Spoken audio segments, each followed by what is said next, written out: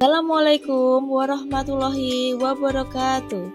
Hai adik-adik, berjumpa lagi di channel Gugus Juru. Video persembahan kali ini dari KKG kelas 5. Pada kesempatan kali ini kita akan belajar IPAS dengan materi harmoni dalam ekosistem. Belum masuk ke materi, Kak Linda ingin bertanya dulu kepada adik-adik semua. Apakah kalian tahu apa yang dimaksud dengan ekosistem?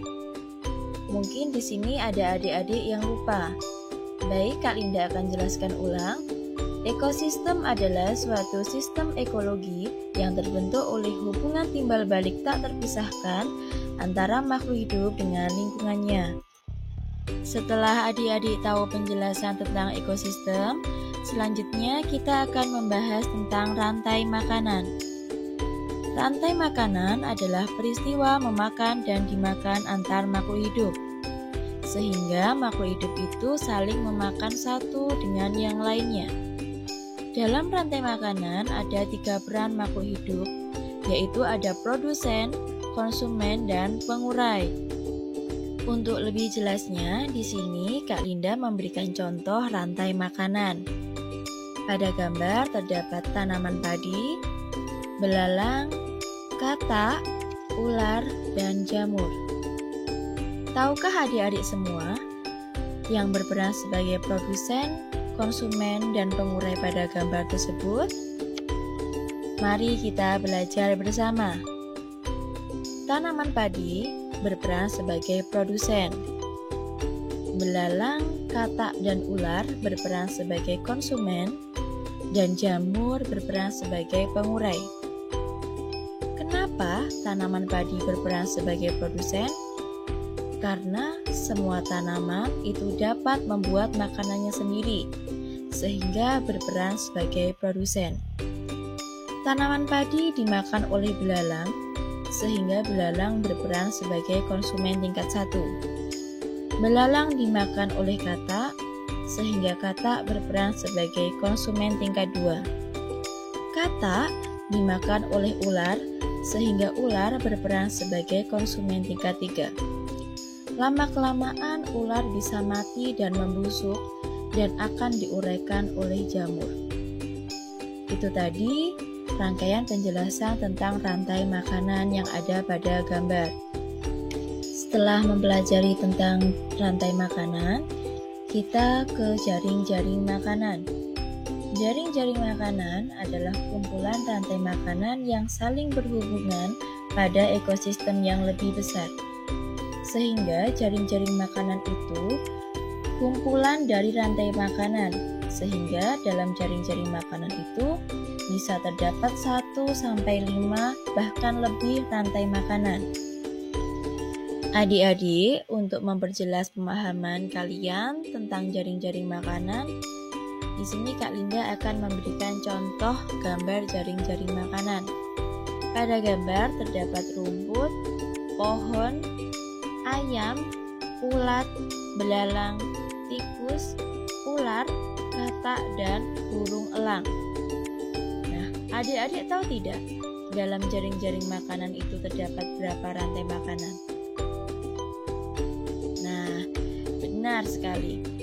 Pada jaring-jaring makanan tersebut terdapat 5 rantai makanan. Yang pertama, rumput dimakan kelinci, kelinci dimakan ular.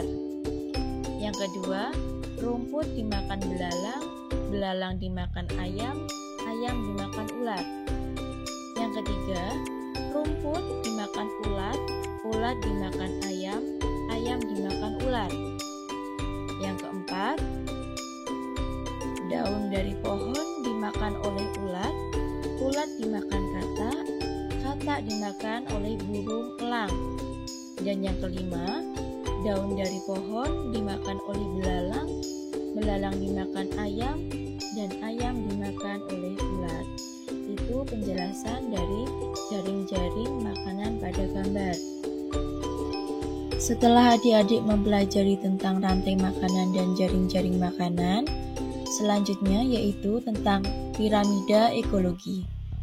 Piramida ekologi adalah gambaran yang menjelaskan hubungan antar komponen makhluk hidup dalam suatu ekosistem, sehingga antara hewan dan tumbuhan itu dapat dikelompokkan berdasarkan perannya.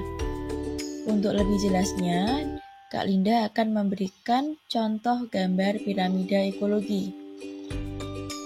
Gambar paling bawah yaitu ada pohon dan rumput berperan sebagai produsen. Gambar kedua dari bawah yaitu kelompok hewan konsumen tingkat 1. Gambar 3 dari bawah merupakan kelompok hewan konsumen tingkat 2. Dan gambar paling atas itu merupakan kelompok hewan konsumen tingkat 3 atau biasa disebut konsumen puncak. Itu merupakan penjelasan dari piramida ekologi.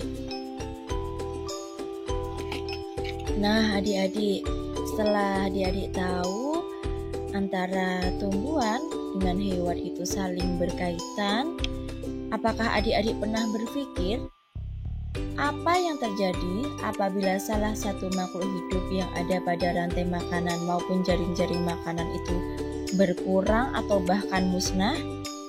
Kira-kira berpengaruh apa tidak ya dalam keseimbangan ekosistem? Pastinya sangat berpengaruh. Contohnya, semisal tikus itu dibunuh atau diburu oleh petani supaya tanaman padinya itu tidak selalu dimakan oleh tikus, populasi padi semakin meningkat, sedangkan konsumen selanjutnya itu juga akan berpengaruh. Yang biasanya itu ular memakan tikus, sedangkan tikus tidak ada, ular juga populasinya juga akan berkurang. Dan selanjutnya hewan selanjutnya juga berpengaruh juga, populasinya juga akan berkurang bahkan bisa musnah. Kira-kira kegiatan manusia yang dapat mempengaruhi keseimbangan ekosistem itu apa saja sih? Kira-kira adik-adik tahu apa tidak ya? Jadi yang pertama, penebangan dan pembakaran hutan. Yang kedua, perburuan hewan liar di hutan secara sembarangan.